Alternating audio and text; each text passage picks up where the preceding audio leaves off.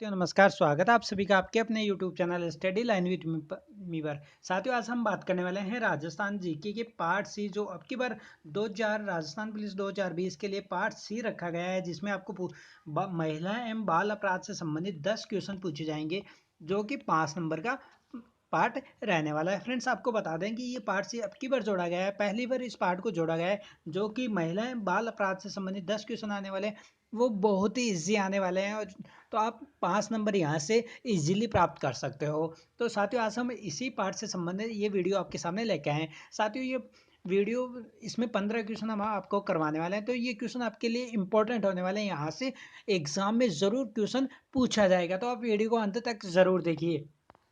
तथा यदि आप हमारे चैनल पर नए हैं और हमारे चैनल को सब्सक्राइब नहीं किया, तो इंपॉर्टेंट क्वेश्चन पाने के लिए हमारे इस चैनल को आज ही सब्सक्राइब कर लीजिए। सब्सक्राइब के आगे घंटे के चिन्ह को जरूर दबा दीजिए, ताकि जब भी हम अगला वीडियो अपलोड करें उसकी जानकारी सबसे पहले आपको मिले। ठीक है फ्रेंड्स, बात करते हैं अगले फर्स्ट क्वेश्चन की। फर्स्ट क्वेश्चन है, कार्यस्थल पर महिलाओं के सम्मान की रक्षा हेतु कौन सा बिल लाया गया।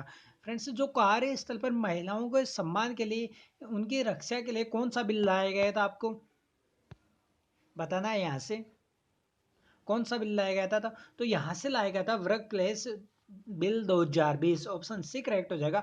वर्क प्लेस बिल 2020 महिलाओं की रक्षा के लिए, कार्यस्थल पर जो महिलाओं के सम्मान के लिए जो बिल लाया गया था, वो वर्क प्लेस बिल 2020 2012 लाया गया था। ठीक है फ्रेंड्स, बात करते हैं अगले क्वेश्चन की। अगला क्वेश्चन है, भारतीय संविधान में किस अनुच्छेद अनुच्छेद में स्त्री पुरुष दोनों को ही शोषण के विरुद्ध समान अधिकार प्राप्त है। इंपॉर्टेंट क्वेश्चन रहेगा आपके एग्जाम के लिए कि भारतीय संविधान के कौन से अनुच्छेद में स्त्री और पुरुषों को दोनों को शोषण के विरुद्ध समान अधिकार प्राप्त है। इंपॉर्टेंट क्वेश्चन है, एग्जाम में पूछा जा सकता है ये क्वेश्चन। तो कौन सा अधिकार शोषण के विरुद्ध है महिला या पुरुष दोनों को, तो यहाँ ऑप्शन बी करेक्ट होगा। अनुच्छेद 23 और 24 महिला एवं पुरुष दोनों को शोषण के विरुद्ध अधिकार प्राप्त है। ठीक है फ्रेंड्स, बात करते हैं अगले क्वेश्चन की। अगला क्वेश्चन है, किस धारा के तहत किसी महिला की इच्छा के विरुद्ध यौन शोषण अपराध है। तो कौन सी धारा के तहत महिला की इच्छा के विरुद्ध यौन शोषण अपराध है। तो महिला की इच्छा के विरुद्ध यौन शोषण करना एक अपराध है। कौन सी धारा के तहत यह अपराध है, आपको बताना है। तो धारा 375 से 376 के तहत महिला की इच्छा के विरुद्ध यौन शोषण करना क्या है, एक अपराध है। ठीक है फ्रेंड्स, याद रखना है, इंपॉर्टेंट क्वेश्चन हो सकता है आपकी एग्जाम के लिए पूछा जा सकता है। ऐसे ही फ्रेंड्स इजी क्वेश्चन पूछा जाएगा आपकी बार एग्जाम में। बात करते हैं अगले क्वेश्चन की। अगला क्वेश्चन है, आईपीसीसी आईपीसी की कौन सी धारा साइबर स्टॉकिंग के विरुद्ध महिला को सुरक्षा प्रदान करती है। फ्रेंड्स, आपको बताना है कि जो आईपीसी की कौन सी धारा साइबर स्टॉकिंग के विरुद्ध महिला को सुरक्षा प्रदान करती है। तो कौन सी जो आईपीसी की धारा है, वो जो साइबर स्टॉकिंग के विरुद्ध महिला को सुरक्षा प्रदान करती है, तो कौन सी धारा महिला को सुरक्षा प्रदान करती है। तो यहाँ धारा 509 क्या करती है, महिला को सुरक्षा प्रदान करती है। ऑप्शन सी यहाँ राइट आंसर हो जाएगा। बात करते हैं अगले क्वेश्चन की। अगला क्वेश्चन है, बाल विवाह निषेध अधिनियम 2006 को कहते हैं। तो बाल विवाह जो निषेध अधिनियम 2006 लागू हुआ था, उसको क्या कहते हैं, तो उसे क्या नाम दिया गया था। तो ऑप्शन बी करेक्ट हो जाएगा, शारदा एक्ट। जो बाल विवाह अधिनियम निषेध अधिनियम 2006 लागू हुआ था, उसे शारदा एक्ट नाम दिया गया था। ठीक है फ्रेंड्स, बात करते हैं अगले क्वेश्चन की। अगला क्वेश्चन है, राजस्थान राज्य महिला आयोग का गठन कब हुआ। इंपॉर्टेंट क्वेश्चन है, एग्जाम के लिए पूछा जा सकता है। 100% ये क्वेश्चन आने के चांस है, रट लीजिए फ्रेंड्स ऐसे क्वेश्चन को। ऐसे ही क्वेश्चन पूछे जाने वाले, इजी क्वेश्चन आने वाले हैं अब की बार। तो राजस्थान राज्य महिला आयोग का गठन कब किया गया था, तो ऑप्शन बी करेक्ट हो जाएगा। 15 मई 1999 को राजस्थान महिला आयोग का गठन किया गया था। ठीक है फ्रेंड्स, बात करते हैं अगले क्वेश्चन की।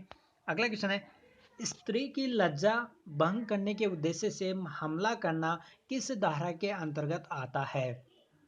तो स्त्री की जो लज्जा भंग करने के उद्देश्य से उस स्त्री के ऊपर हमला करना कौन सी धारा के अंतर्गत आता है,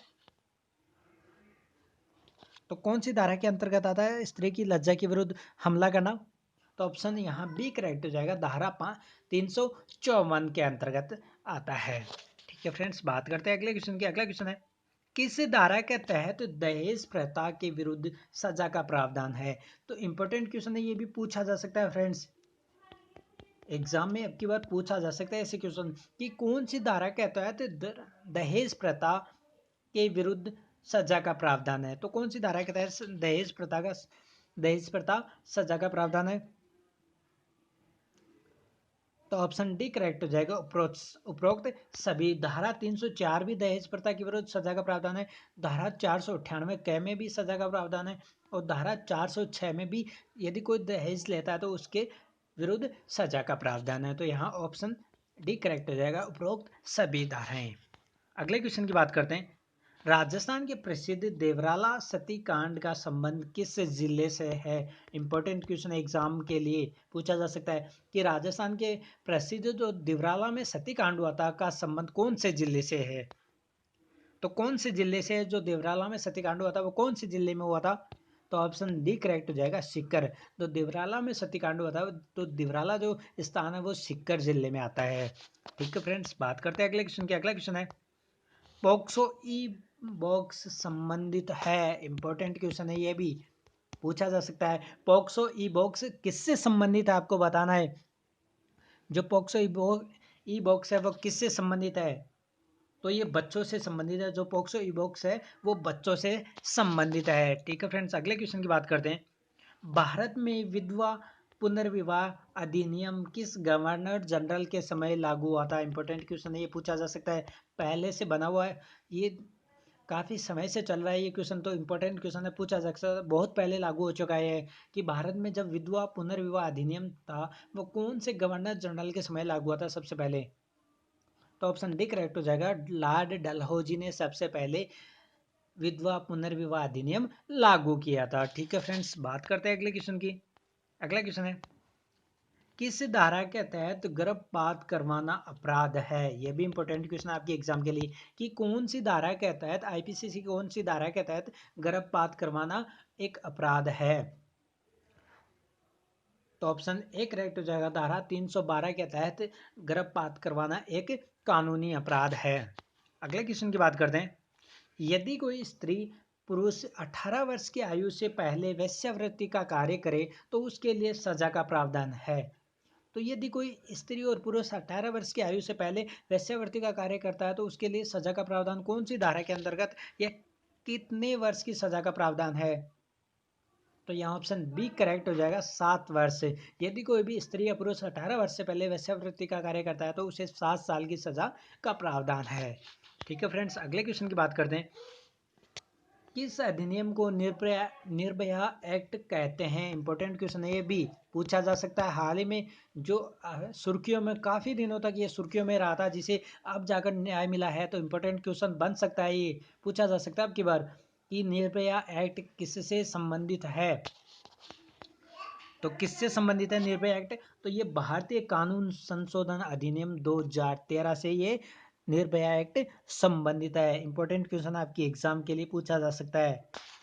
बात करते हैं अगले क्वेश्चन की और लास्ट क्वेश्चन है इस वीडियो का।